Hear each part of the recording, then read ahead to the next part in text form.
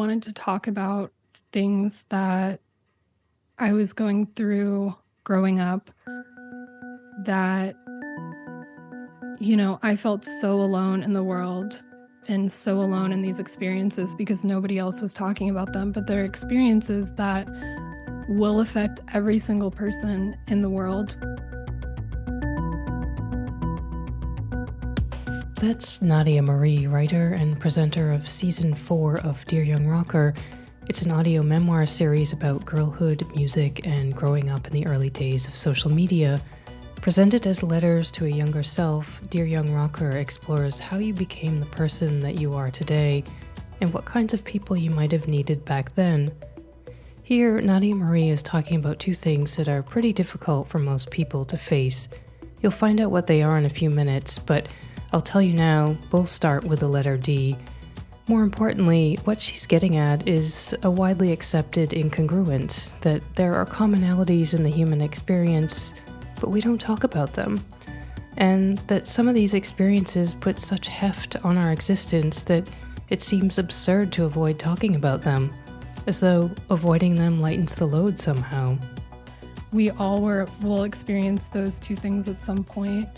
And so I think it's important to kind of be open and talk about those things. This is MetaPod, where we unpack the web's most interesting podcasts and the stories behind them. Hi, my name is Nadia Marie from Dear Young Rocker, and I'm this week's guest on MetaPod. Dear Young Rocker is a scripted nonfiction audio memoir. Season 4 of Dear Young Rocker features me, Nadia Marie.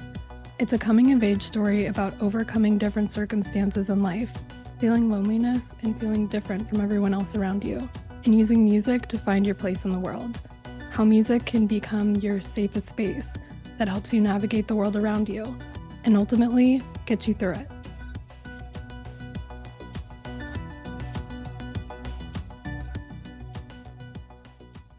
Nadia Marie, welcome and thanks for joining me on MetaPod to talk about Dear Young Rocker.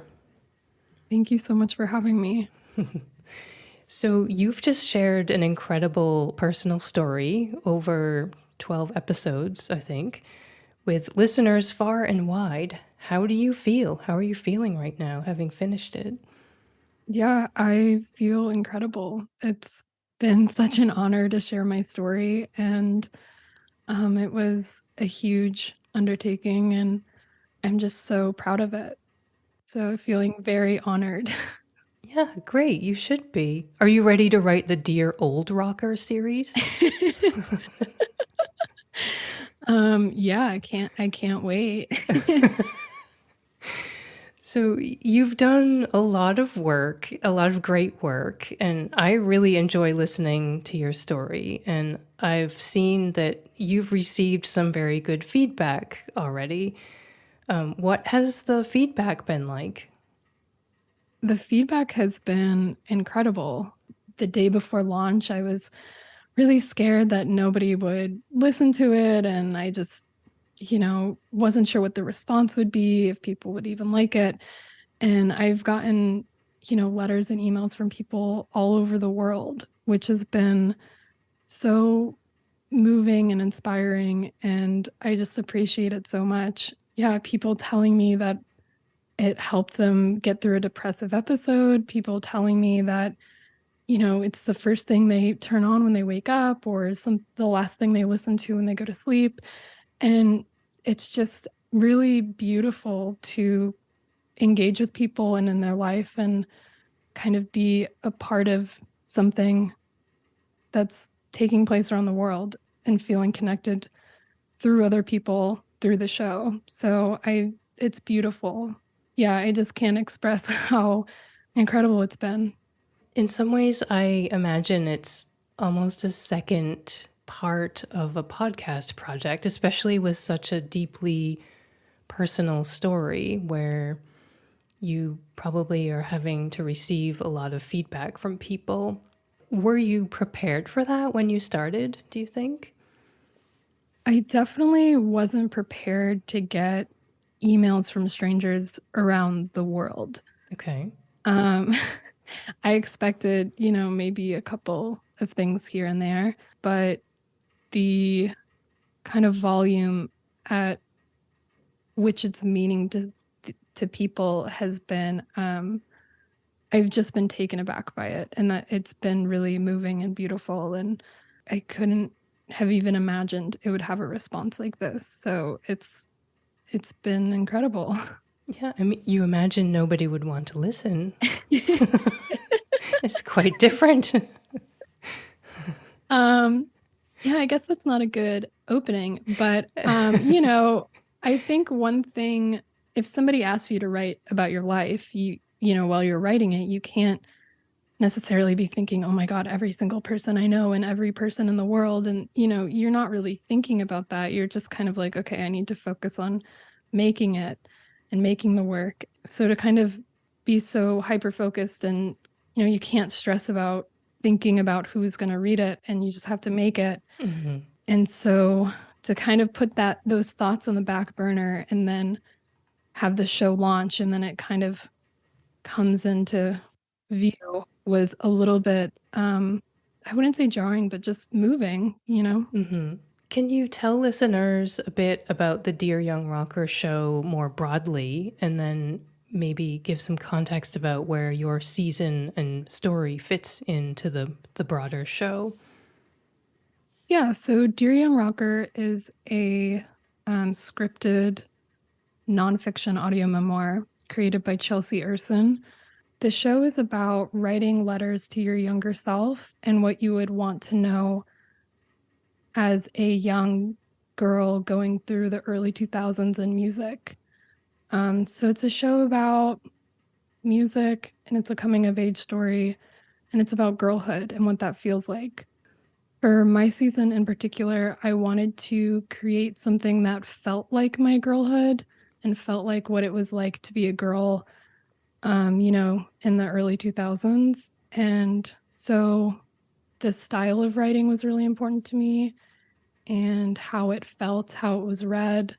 But yeah, it's a story about finding your place within music and how that can help you navigate space and give you agency and kind of save your life. Who did you imagine your audience would be when you started writing and recording the story?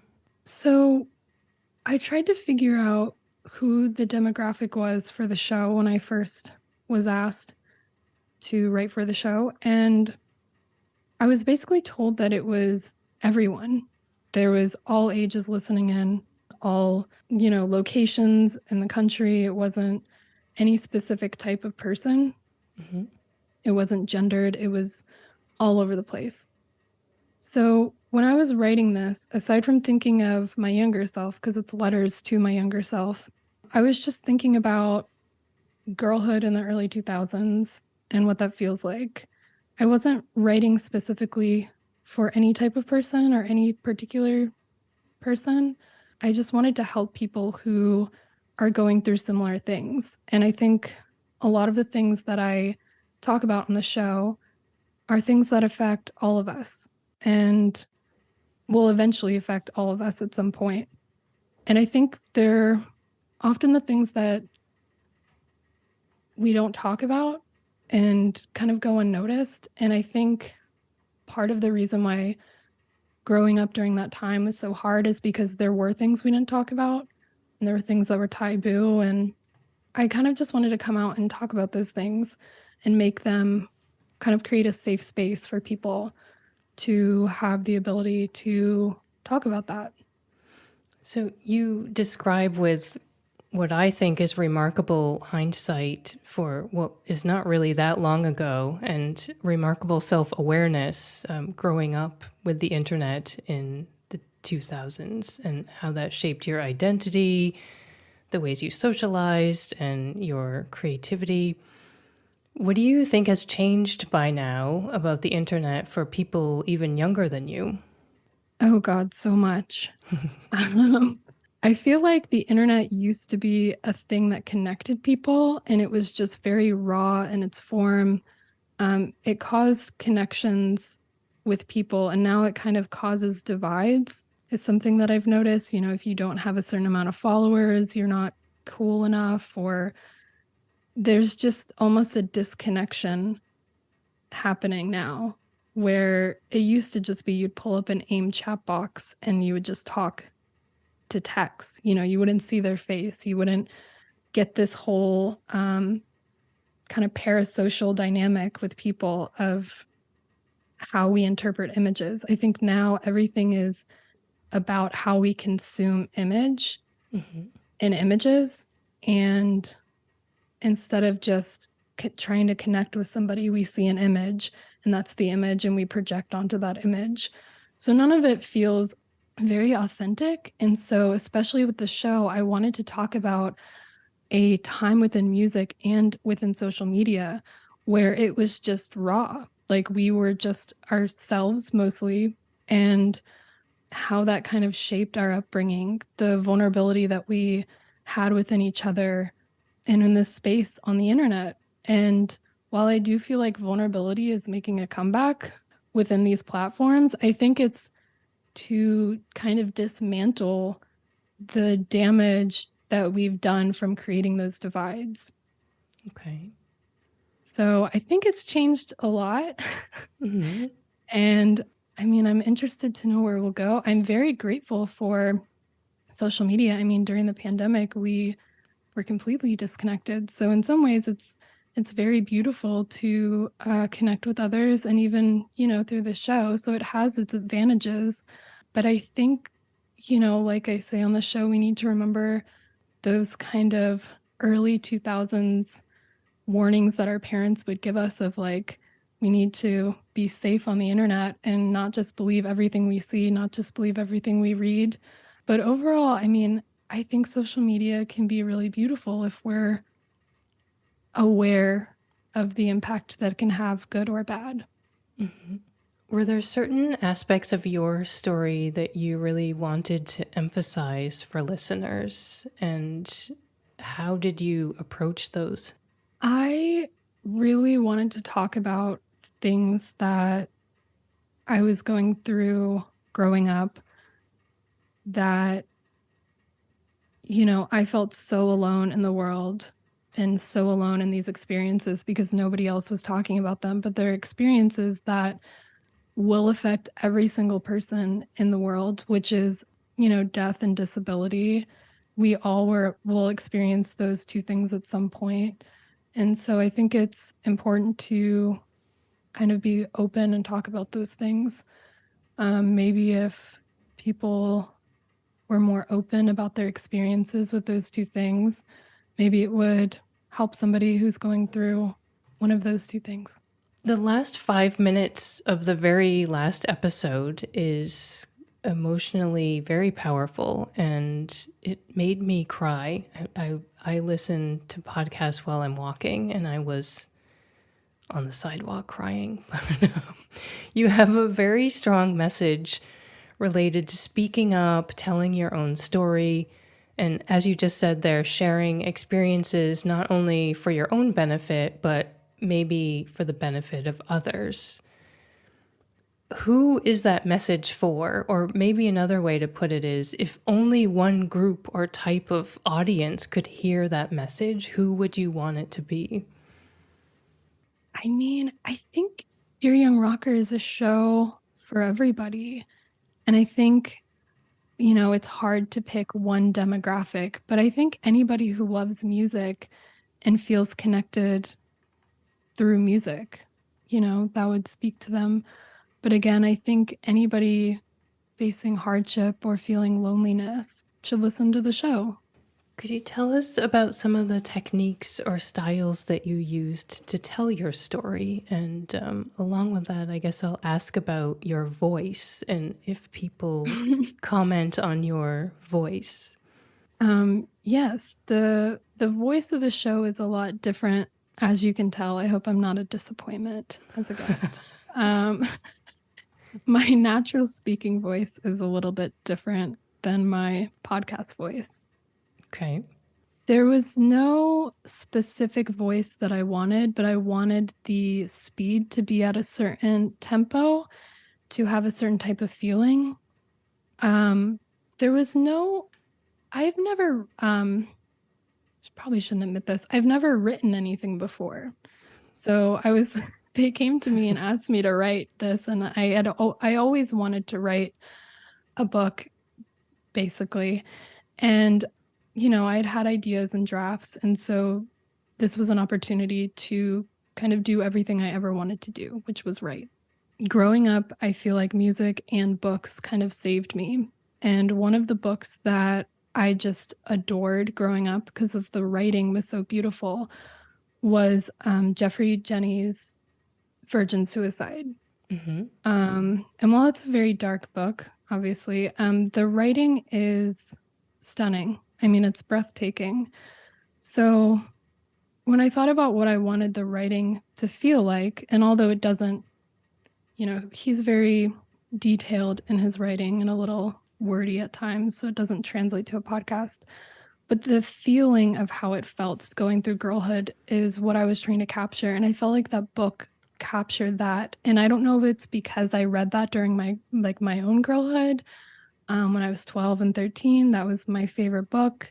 But I wanted it to feel like early 2000s girlhood, which felt very lonely because we all were on the internet and it felt very isolated and kind of beautiful and kind of a little gray, but not grim. And I think I was just trying to capture what it felt like to be a girl in the early 2000s.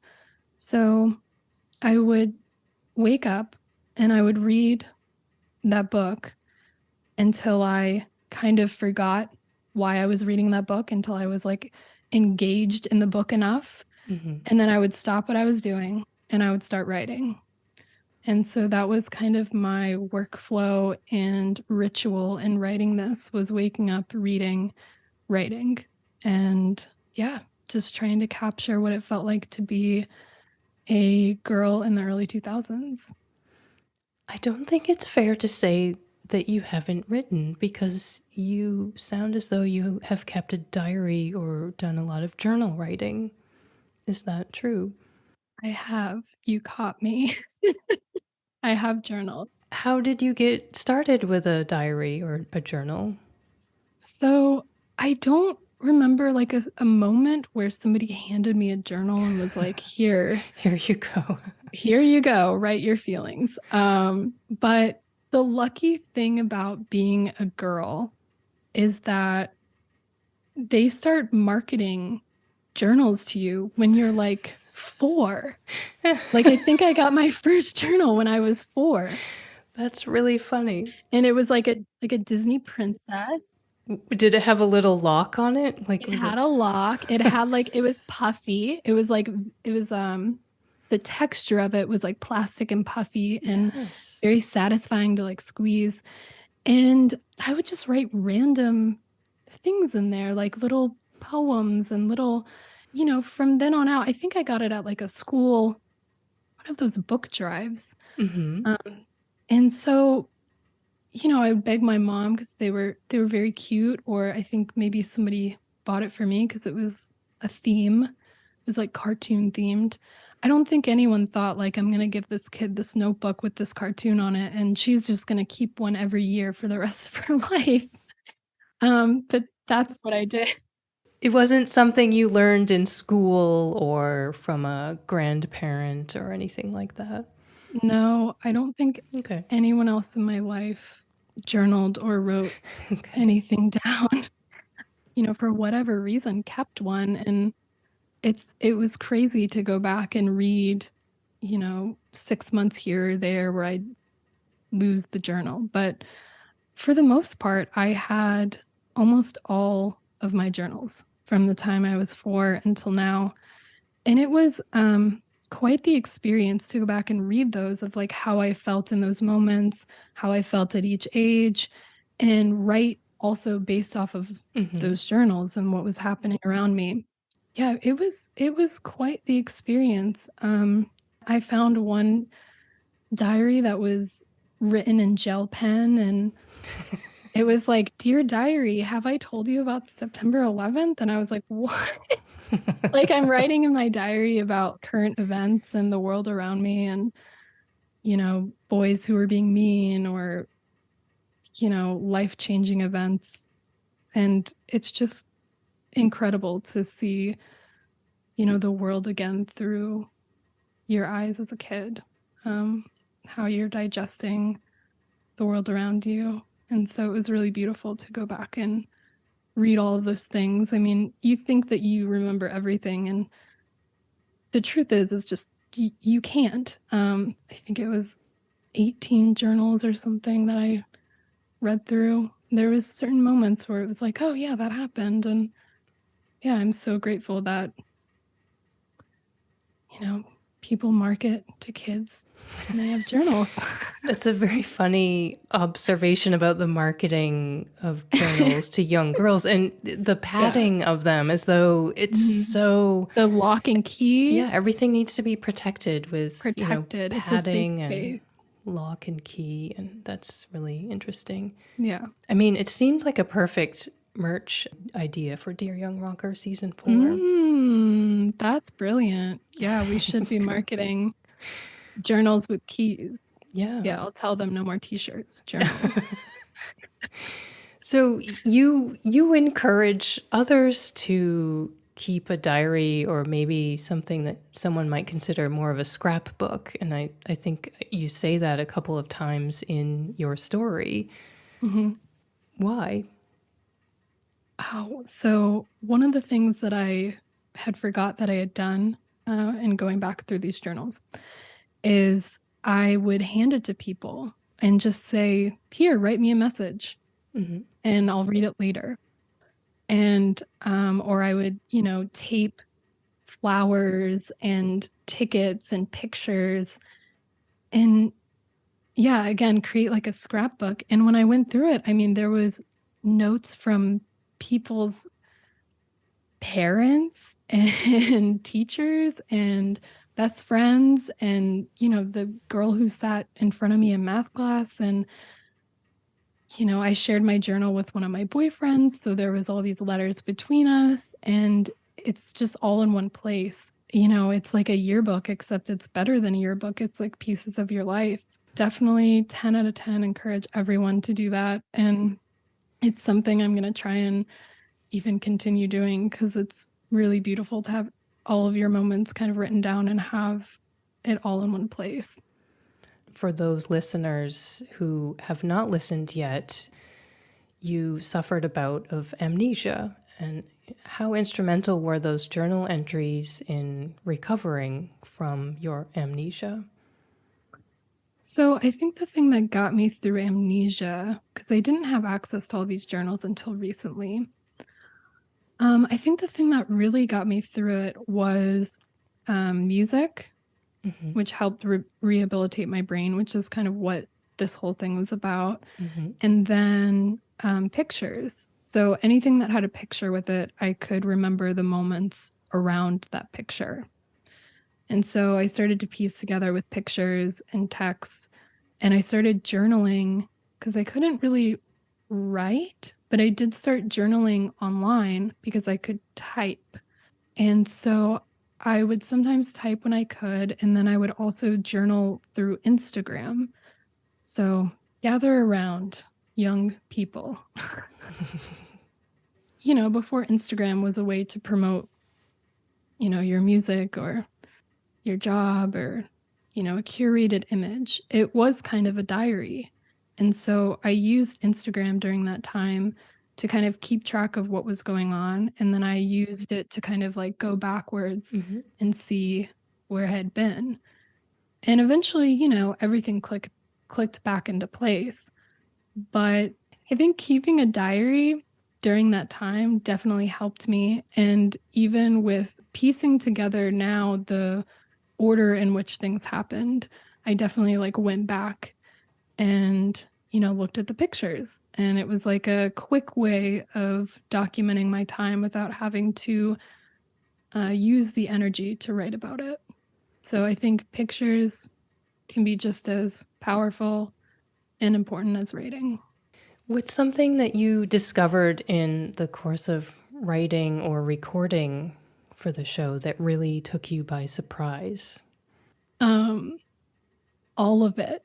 I had never done anything like this in my life, and I was so excited to get the opportunity to just learn so much. Mm-hmm. One thing I definitely did not consider was reading out loud can be very difficult if that's not something you do often. So I had a great team helping me edit some of the recorded audio. That was just one thing I didn't really consider because it's not something I've done since high school. Like when, I give speeches and I memorize everything, but you can't memorize 30 pages of text. So Right. that was something that I was a little surprised that you have to kind of keep a steady flow and read out loud. And it has to be, flowing. Mm-hmm. Just how to think about how you're saying and speaking so that it's even and also getting the tone that you want for the show. Kind of overthinking all of these little details and then you're reading out loud and then, yeah. I think you succeeded pretty well in that even tone. Thank you. I think there is a part, and I maybe I shouldn't admit to this, but sometimes I will experiment with, putting people on, 1.25 or 1.5 speed to see how their voice changes when you're listening. Sometimes it's just you don't have time to listen, Yeah. so you want to fit it all in. But I much preferred your natural voice. But there is a point in the story where I think you're talking about doing all the things you ever wanted to do at some point. And I think at that point, you can sort of feel a little bit of a different energy in your voice, which I thought was really nice. So, Oh, great. Was that episode like 11? So I recorded 11 with COVID. And it was the day before I had to go to the hospital. And oh dear. I hope that it worked. I think so. Works on both speeds. Nadia Marie. I'm glad it works on both speeds. Thank you so much for saying that because I definitely put so much thought into how it was being read so that it would create like a certain type of feeling and atmosphere for the listener. So I'm glad that spoke to you and you liked it. Thank you. Yeah. And well, I told you before we started talking that your voice, when I first heard it, reminded me of Miranda July. Yeah. Which is a compliment. So Thank you. if there are any Miranda July fans out there, you'll want to check this out. So, if your story was not part of the Dear Young Rocker series, what title would you have given it?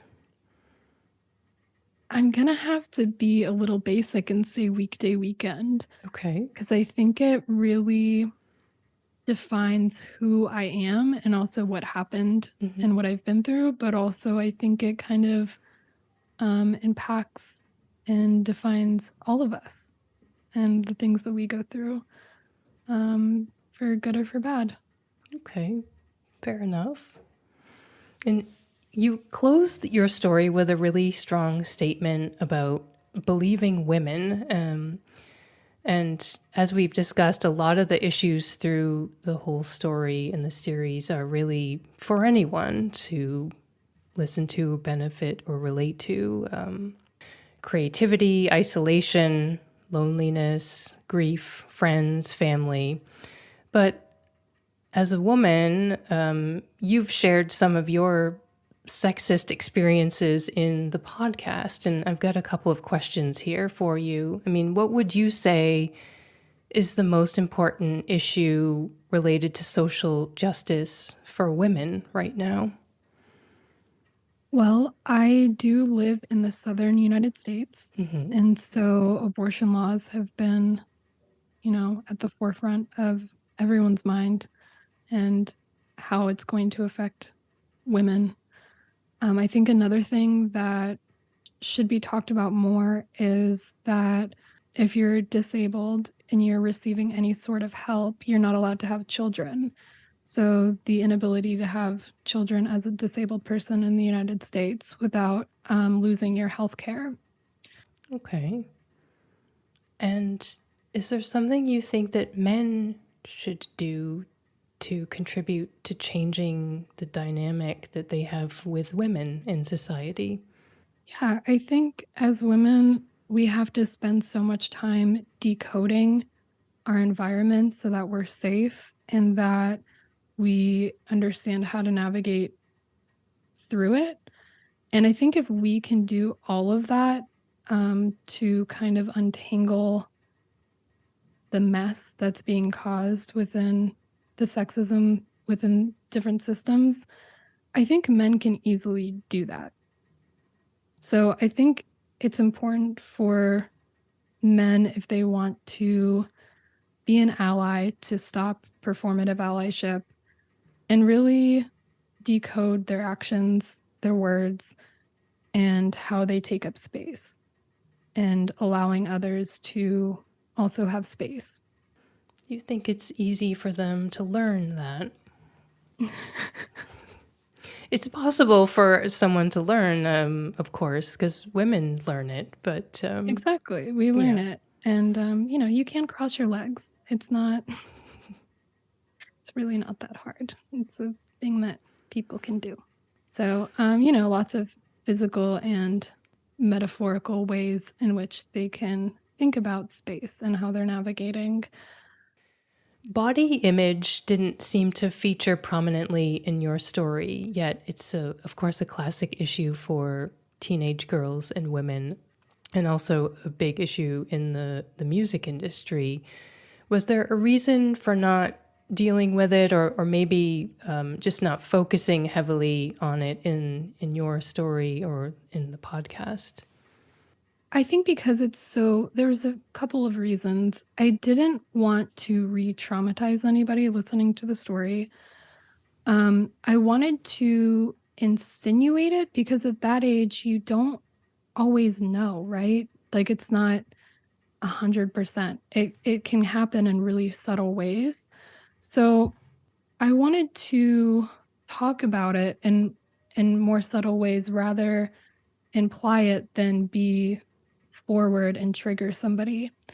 But also, yeah, at that age, sometimes you don't know. I definitely imply it with talking about, drinking a can of Diet Coke for lunch and how that was kind of what all girls did in in eighth grade. That's what we ate for lunch. And also, You learned that from your mom.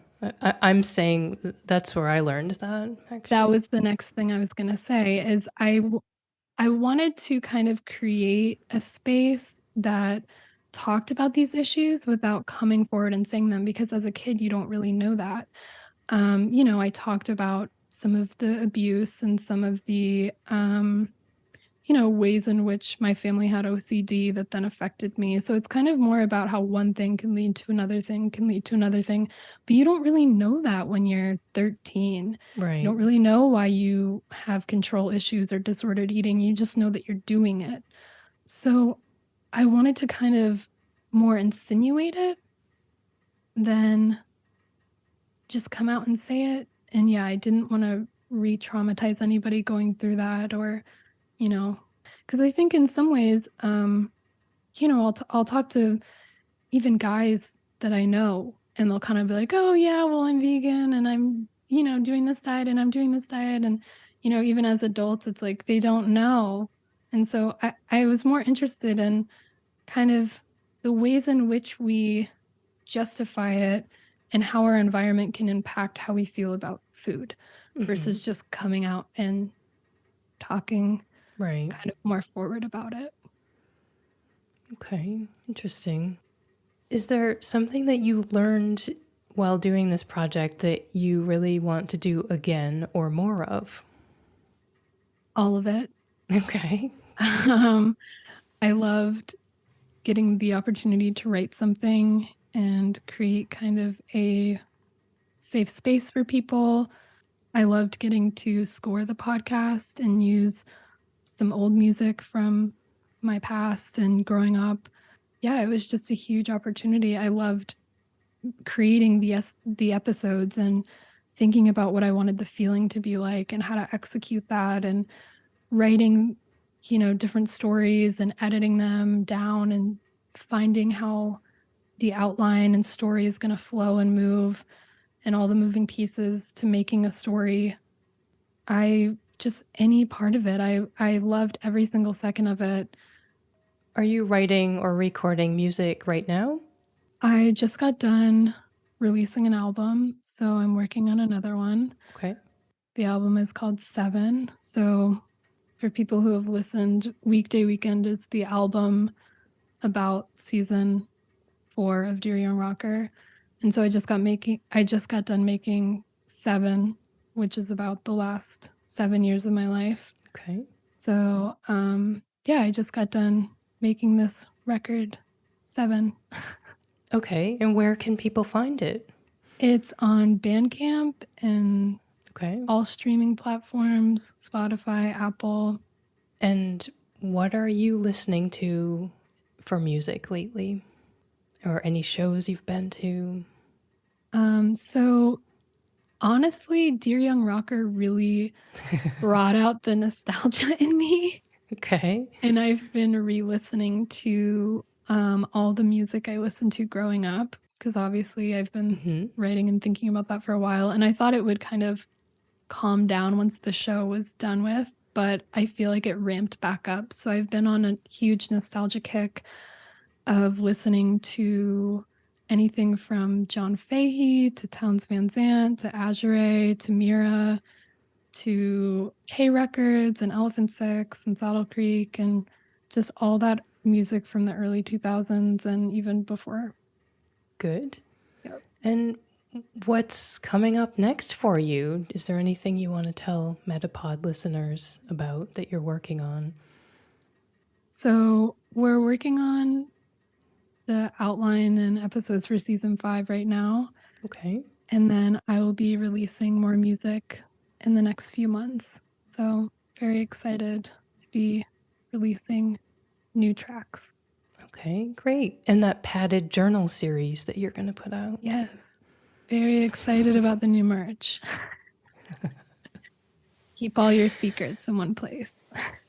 Well, thank you so much, Nadia Marie. This has been really terrific to talk to you a little more about Dear Young Rocker Season 4. And I wish you continued success with your music and writing and hopefully more podcasting. Yeah, thank you so much. And thank you for having me on your show and listening in. And I really appreciate it. Thank you.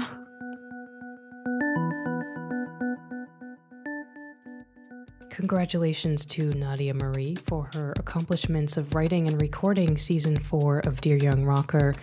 I really appreciate the time she set aside for this. We were both trying to recover from illnesses and did get a bit delayed. Thank you, too, for your patience. We didn't include many spoilers in our conversation, so if you haven't listened to Season 4 of Dear Young Rocker, this might have been a little difficult to connect with, but that's why you should now go and listen to Nadia Marie's story. Just make sure to have tissues for episode 12. You can find Nadia Marie online at nadiamarieforever.com and on Instagram at Nadia Marie Forever. And of course, listen to her music, including the tune Weekday Weekend, on Bandcamp. Just look for the artist profile that says songs about having amnesia, getting hit by cars, and breaking your heart. For anyone who wants more info or they're heartbroken, I'm at your service, providing links in the show notes at metapodshow.com. And hey, while you're over at Bandcamp, Metapod guest Ryan Anderson has some new music out. That's a project called Dresden Codex. If you're a fan of the 90s space rock genre, check that out. We talked to Ryan in episode 12 of Metapod about his excellent podcast Sonic Excursions, plus indie record labels, 90s college radio, and music more broadly. Congratulations to Erica Heilman of Rumblestrip, Avery Truffleman of Articles of Interest, and Brian Resnick of Unexplainable for making Best of 2022 podcast lists. If you're interested to hear the stories behind their shows, you'll find them on episodes of Metapod. That's all, people. Thank you for listening. See you.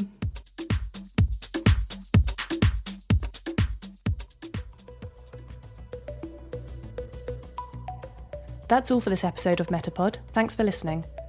Make sure to follow us on Twitter at The MetaPod Show and subscribe at any of the usual places you find your other favourite podcasts. You can follow MetaPod on Instagram at MetaPod Show or visit our website metapodshow.com. Aside from the theme tune, this episode of MetaPod was made end-to-end by me, Wendy Morrill. MetaPod intro and outro voiceovers by Zoe.